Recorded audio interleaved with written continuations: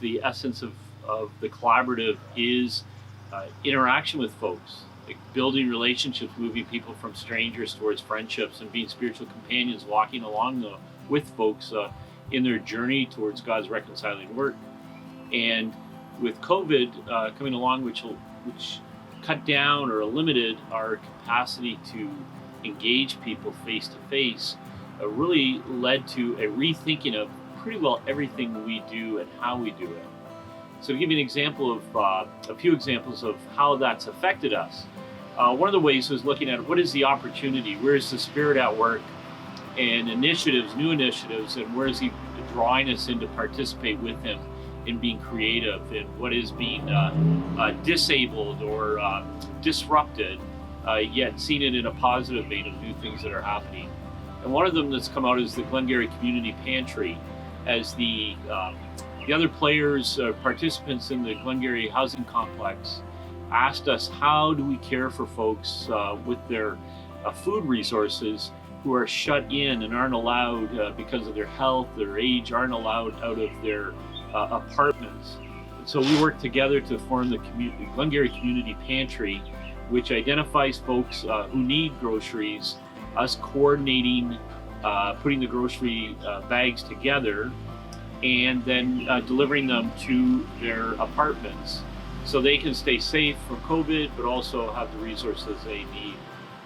And out of that, a couple of things have happened. One is the identification of residents who are leaders and want to participate, want to help out, volunteer in some way in caring for their neighbors. The other is the new opportunities, new folks that we've met, Huey and his team of Isabella and Adrian, meeting new friends that have lived in Glengarry beside them, but they haven't gotten to know. And this has provided a new opportunity for moving people along the relationships from strangers to acquaintances, to familiarity, to friends, and ultimately, we believe, to be spiritual companions. Another area that COVID impacted was our Finding Freedom, which is our Friday evening exploration of complex trauma and its impact on the lives, the choices, our mental health, our spiritual health, or even the addictions we carry. And we just launched that in January, where we met every Friday evening and had a good group starting to form and become friends and walk alongside each other as we dealt with their addictions. And then COVID hit, and we had to shut that down. And what came out of it,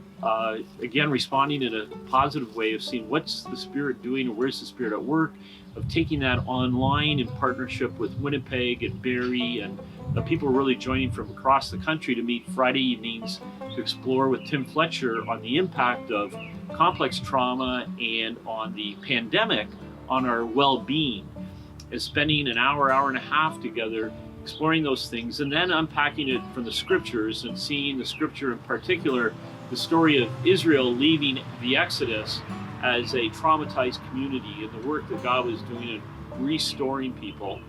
and restoring a community, and then how that relates to us as we look for restoration from wounds that drive such negative behaviors. And seeing in that, again, a community formed, and people actually joining online who wouldn't necessarily come and meet with us in our coffee shop prior to COVID. So we hold these things lightly, what God is doing, and kind of nimble in our response, being flexible in our response to God's plans for the healing that He continues to do in our neighborhoods. Another impact that we've had to respond to without the capacity to physically meet, one of the areas we did our spiritual direction with our community was on Sunday mornings of gathering, or through the week on one-on-one or trios, and having those limited or not allowed was because of COVID, was joining one another through Zoom. And what we've done is begun every morning at 9 o'clock, Monday through Fridays, to gather to read our scriptures and pray together, and welcoming the community to participate in that manner. And instead of just a YouTube presentation or a formal presentation, it's actually very interactive. Folks have a chance to read, to participate, give their reflection and insight. It's what we're realizing is that the spiritual formation the disciplines that we always hope folks would do in reading scripture on a regular basis is actually something that we can develop and build into people on a day-by-day basis, and moving not only from reading scripture, but beginning to learn how to reflect on scripture, to understand what God is saying, not only in the scripture passage itself, but also in how it relates to my life and how I apply it on a day-by-day basis. And the themes that keep coming out,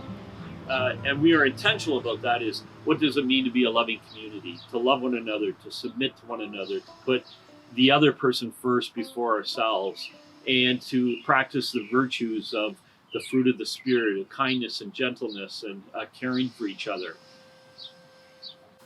So Margot and I want to say thank you for your support over almost 10 years of building into this community, a loving community in the downtown Windsor core, and that things are constantly changing, but one of those things that doesn't change is the establishment on a steady basis of a community that cares for each other, that is seeking to follow Jesus on an everyday basis, walking around in our neighborhoods, encouraging and shaping and caring for each other. And so your support, both through prayer and finances, is significant in allowing us to explore these new ways, really very, very old ways, in a new context of our downtown being a loving community where everyone has a chance to be valued and finds a place to belong.